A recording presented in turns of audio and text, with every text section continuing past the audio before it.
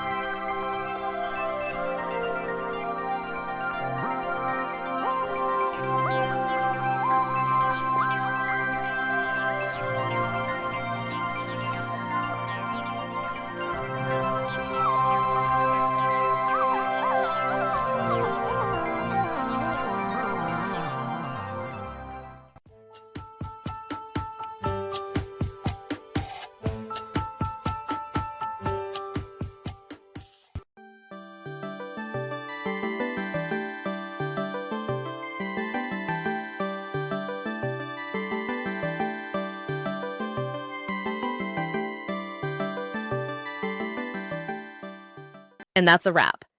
I hope you found the answer you were looking for. If you did, take a second to hit that subscribe button. It really helps out.